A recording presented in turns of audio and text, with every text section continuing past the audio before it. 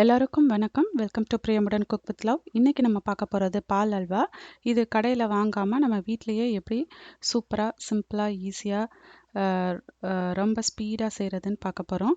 இப்போ வாங்க பிரியமுடன் சமைக்கலாம். முதல்ல ஒரு அடிக்கனத்த பாத்திரத்தில் 1 லிட்டர் திக்கான பால் எடுத்துக்கோங்க. தண்ணி கலக்காமல் 1 லிட்டர் பால் எடுத்துக்கோங்க. இந்த 1 லிட்டர் பாலில் நம்மளுக்கு ஒரு பவுல், சின்ன பவுலில் தான் பால் அல்வா கிடைக்கும். உங்களுக்கு நிறையா வேணும்னா இதை அப்படியே டபுள் பண்ணிக்கோங்க. நான் இங்கே 1 லிட்டர் பால் எடுத்திருக்கேன்.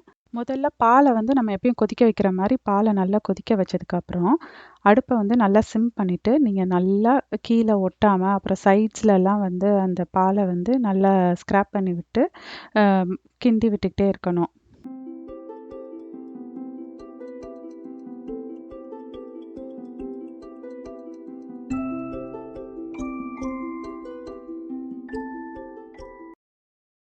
இந்த ஸ்டெப் தான் கொஞ்சம் நீங்கள் பொறுமையாக நின்று ஒட்டாமல், பாத்திரத்தில் ஒட்டாமல், சைடில் ஒட்டாமல் கொஞ்சம் கிண்டி விட்டுட்டே இருக்கணும்.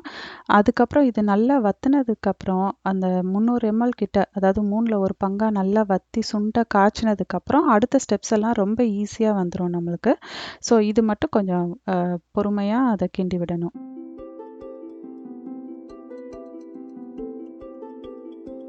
பால் இப்போ நல்லா சுண்ட காய்ச்சிட்டோம். இப்போ இந்த ஸ்டேஜில் நம்ம எல்லா இன்க்ரீடியன்ட்ஸையும் ஆட் பண்ணிடலாம். முதல்ல நம்ம சர்க்கரை ஆட் பண்ண போகிறோம். இது 1/3 கப்பு. ஸோ அரை கப்புக்கு கொஞ்சம் கம்மியாக இது நம்ம ஆட் பண்ணிக்கிறோம். உங்களுக்கு சீனி கொஞ்சம் ஜாஸ்தியாக வேணும்னு நினச்சிங்கன்னா அரை கப்பு போடலாம். நாங்கள் 1/3 கப் போட்டிருக்கேன். இதுவே நல்லா இருக்கும், டேஸ்ட்டு சூப்பராக இருக்கும். 1/3 கப்பு. அப்புறம் 1 டேபிள் ஸ்பூன் மட்டும் ரவை போடுறேன். நீங்கள் இங்கே எந்த ரவை வேணாலும் போட்டுக்கலாம். ரவையே தெரியாது உங்களுக்கு. பால் அல்வா கடைசியாக வரும்போது உங்களுக்கு ரவையே தெரியாது. இது சீக்கிரமாக திக்கனிங் ஆகும். அதுக்காக இது ஒரு சீக்ரெட் இன்க்ரீடியண்ட்.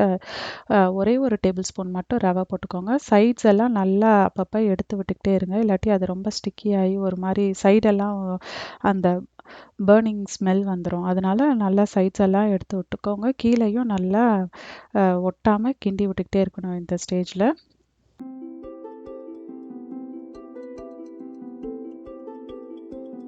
ஒரு சிட்டிகை குங்குமப்பூ போடுறேன். இது ஆப்ஷனல் தான். குங்குமப்பூ போடலைனாலும் பரவாயில்ல. நான் இது கொஞ்சம் ஸ்ட்ரென்த்தாக இருக்குன்றதுக்காக குங்குமப்பூ போடுறேன்.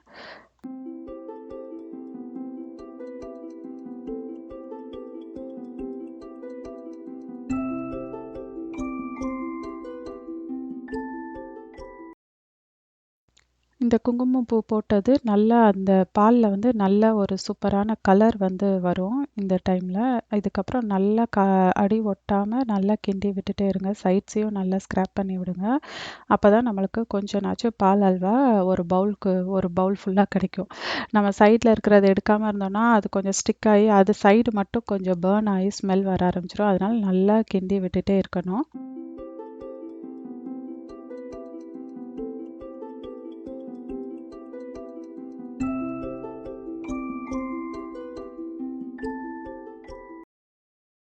இப்போ இந்த ஸ்டேஜில் ஒரே ஒரு ஏலக்காவை லைட்டாக நான் தட்டி வச்சுருக்கேன். இப்போ இந்த ஏலக்காய் ஆட் பண்ணிக்கிறேன். வாசனைக்கு நல்லாயிருக்கும். பாருங்கள், பாலோட பக்குவமே எப்படி வந்துச்சு பாருங்கள். உங்களுக்கு பாத்திரமே தெரிய ஆரம்பிச்சிருச்சு. அதோட ஸ்டிக் பண்ணாமல் நல்லா வருது பாருங்கள்.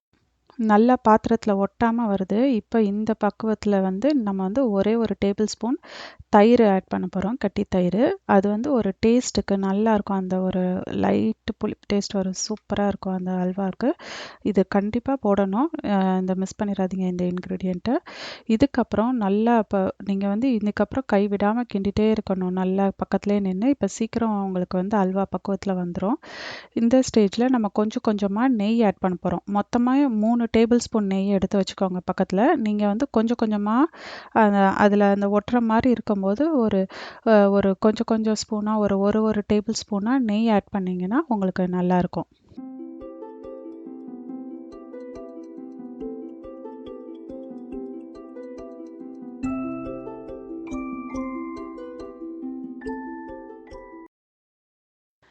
இப்போ பாருங்கள், இந்த நெய் மொத்தமே 3 டேபிள் ஸ்பூன் தான் அதில் வச்சுருக்கேன். ஆனால் அதிலே கம்மியாக தான் நான் ஊற்றினேன். கொஞ்சம் கொஞ்சமாக நம்ம வந்து நெய்யை இது மாதிரி போட்டு அதோட கிண்டி விட்டுட்டே இருக்கணும். இதுக்கப்புறமே வந்து நீங்கள் கை விடாமல் கிண்டணும், இல்லாட்டினா நல்லா ஒட்டிடும். இங்கே பாருங்கள், சைட்ஸ் எல்லாம் ரொம்ப ஒட்டிட்டு அந்த இது வருது பாருங்கள், நல்லா திக்கன் ஆகிட்டு வருது. ரொம்ப ஸ்பீடாக ஆயிரும். இதுக்கப்புறம் வந்து ஸ்டேஜ் ரொம்ப ஸ்பீடாக முடிஞ்சிடும், உங்களுக்கு அல்வா பதம் வந்துடும். அதனால நீங்கள் வந்து அதை கை விடாமல் கிண்டிகிட்டே இருக்கணுங்க.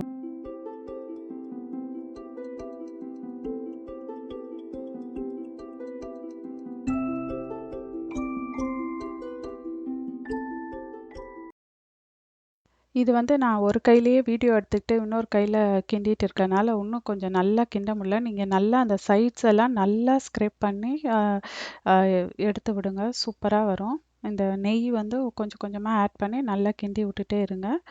சூப்பராக உங்களுக்கு இன்னும் கொஞ்சம் நேரத்திலே பால் அல்வா ரெடி ஆயிரும்.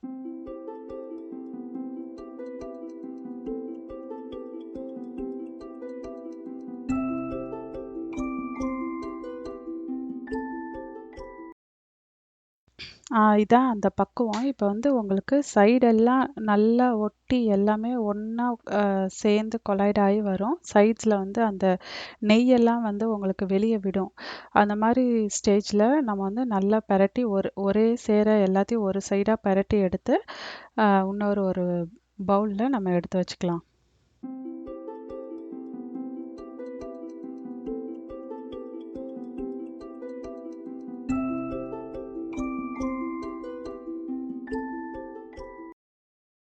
இப்போ பாருங்க, இதோ சூப்பராக ரெடி ஆயிடுச்சு. இப்போ வாங்க பிரியமுடன் ருசிக்கலாம்.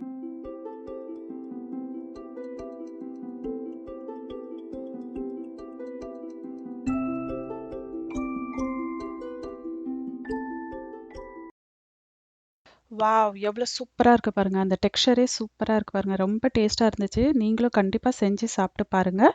இந்த வீடியோ உங்களுக்கு கண்டிப்பாக பிடிச்சிருக்குன்னு நினைக்கிறேன். இந்த வீடியோ பிடிச்சிருந்ததுன்னா லைக் பண்ணுங்கள், சப்ஸ்கிரைப் பண்ணுங்கள், உங்கள் ஃப்ரெண்ட்ஸ்க்கும் ஷேர் பண்ணுங்கள். நீங்கள் சப்ஸ்கிரைப் பண்ணிங்கன்னா தான் நான் வந்து செய்கிற வீடியோஸ் எல்லாம் உங்களுக்கு உடனுக்குடன் கிடைக்கும். தேங்க்ஸ் ஃபார் வாட்சிங். நன்றி, வணக்கம்.